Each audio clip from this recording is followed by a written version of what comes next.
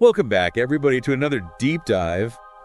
Today we've got some really thought-provoking sources lined up, and we're going to be taking a look at how art influences us. Yeah, it should be an interesting one. I mean, art, it's everywhere, right?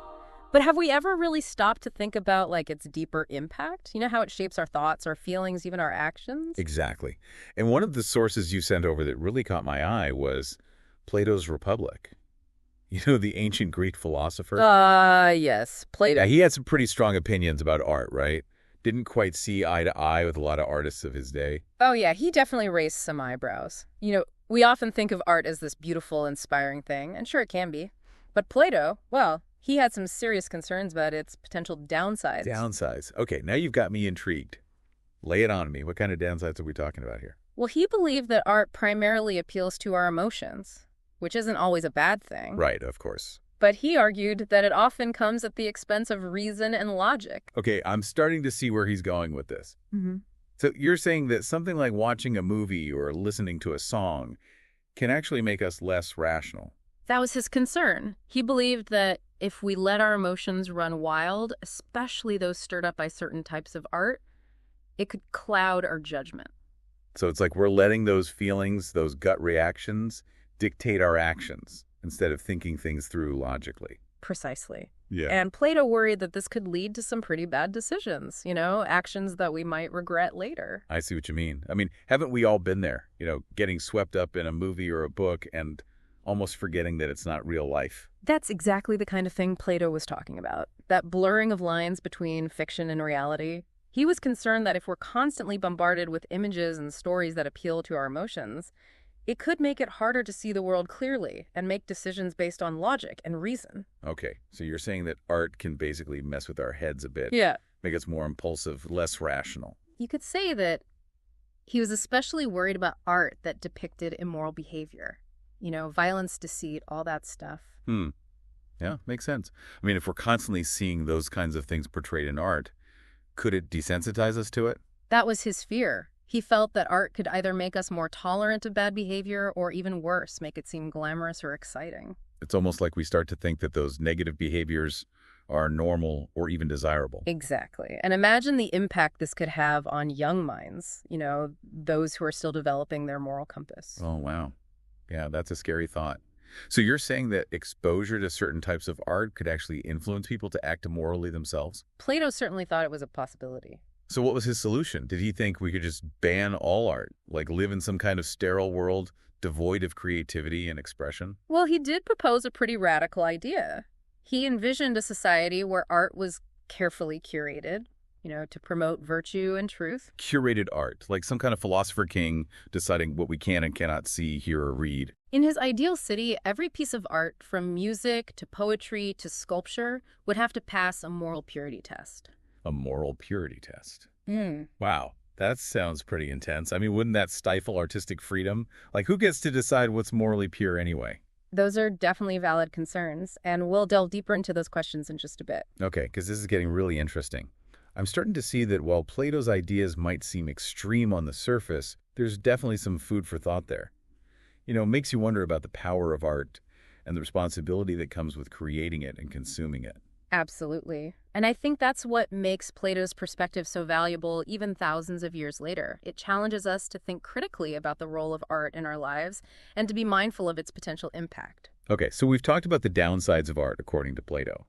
But let's be honest here. Art isn't all bad, right? Oh, definitely not. In fact, Plato himself acknowledged that certain kinds of emotions, those inspired by art, could actually be beneficial.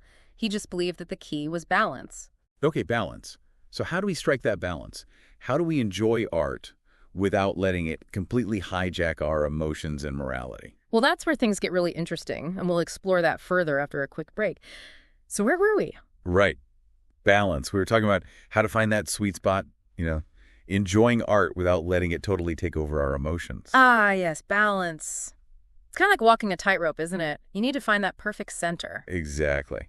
So how do we do that? Where do we even begin? Well, I think it starts with awareness. Being mindful of how different forms of art actually affect us. Okay. So like paying attention to how we feel when we're watching a movie or listening to music. Exactly. Do you ever notice how certain genres of music can make you feel anxious or agitated?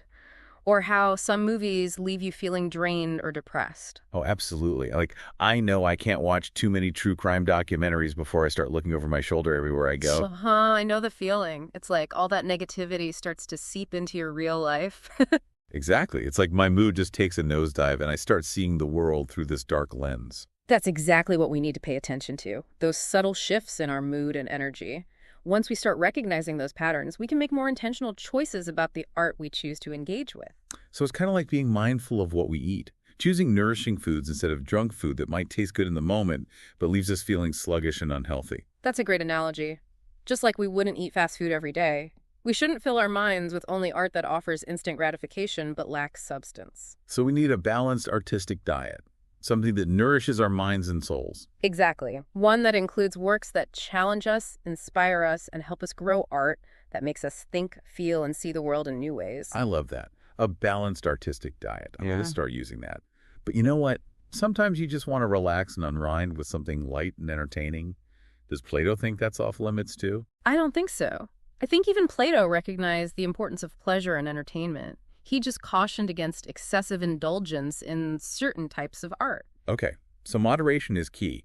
Like enjoying a delicious dessert every now and then, but not making it a daily habit. Precisely. It's about finding that balance, indulging in those guilty pleasures every once in a while, but also making sure we're feeding our minds with art that's both enjoyable and enriching. It all comes back to balance, doesn't it? It always does. And remember, it's not just about the content of the art itself, but also the context in which we experience it. What do you mean by that? Well, are we passively absorbing whatever's on the screen, or are we actively engaging with the material? Are we discussing it with friends, reflecting on its themes, and considering its impact on our own thoughts and feelings? You know, that's such a good point.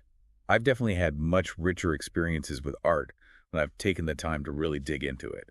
You know, to think critically about what it's trying to say and to discuss it with others who have different perspectives. It's those deeper conversations that make the experience truly meaningful. Exactly. It's like the difference between passively scrolling through social media and having a deep, meaningful conversation with a close friend. The level of engagement, the depth of connection, and the lasting impact are completely different. So it's about being an active participant in our artistic experiences, not just a passive consumer. Precisely.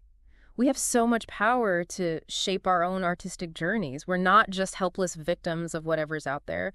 We can actively seek out art that inspires us, challenges us, and aligns with our values. This is making me realize how much agency we actually have. Yeah. You know, we're not just sitting ducks. We have choices. We can curate our own artistic experiences. Exactly. We have this incredible world of artistic possibility at our fingertips, just waiting to be explored. And with a bit of intentionality and discernment, we can create an artistic landscape for ourselves that is both enriching and fulfilling. I love that. It's so empowering.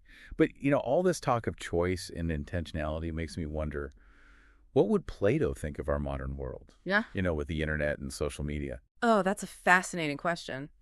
Imagine Plato trying to navigate our digital age. The sheer volume of content, the constant stimulation, the endless stream of images and information. It's mind-boggling. Would he just throw his hands up in despair, declare the internet a lost cause, and retreat to a cave somewhere? Who knows? But it's definitely something worth exploring. How would Plato's ideas about art and its influence apply to our current media landscape? Okay, now I'm really intrigued. Let's dive into that.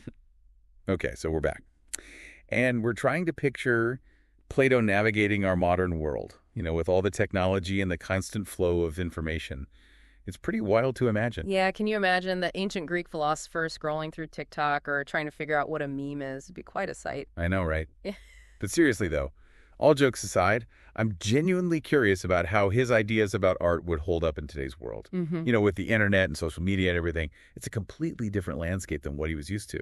Yeah, I mean, in Plato's time, art was pretty much limited to live performances, sculptures, paintings, things like that. But now, it's everywhere. It's on our phones, our computers, our TVs. It's constantly vying for our attention. Exactly.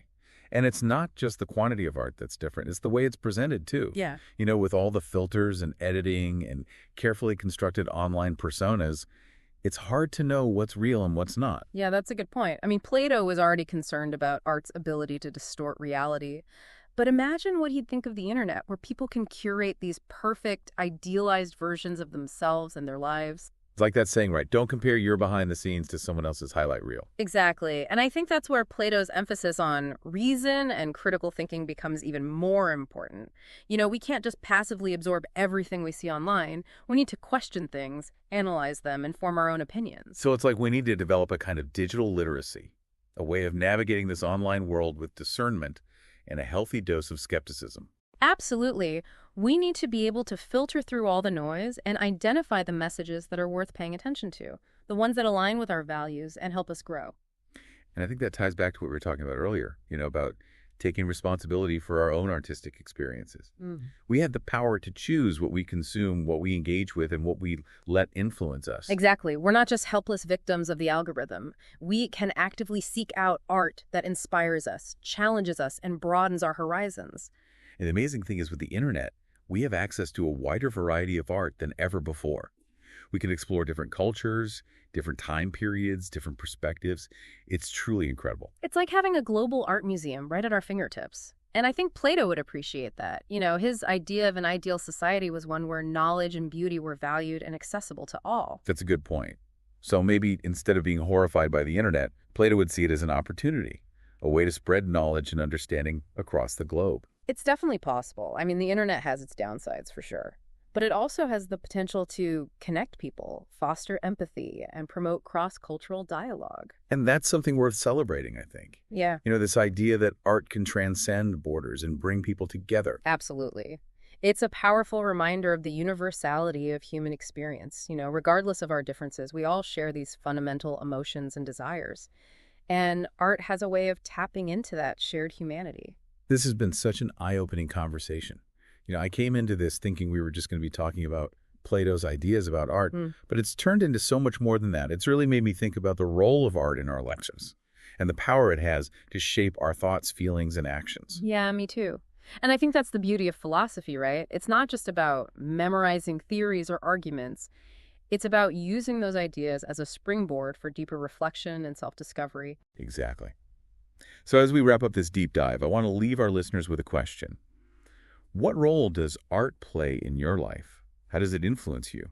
And how can you use it to make your life and the world around you a little bit better, a little bit brighter, a little bit more beautiful? Thanks for joining us on this journey. It's been a pleasure exploring these ideas with you. And remember, keep exploring, keep questioning, and keep letting art inspire you.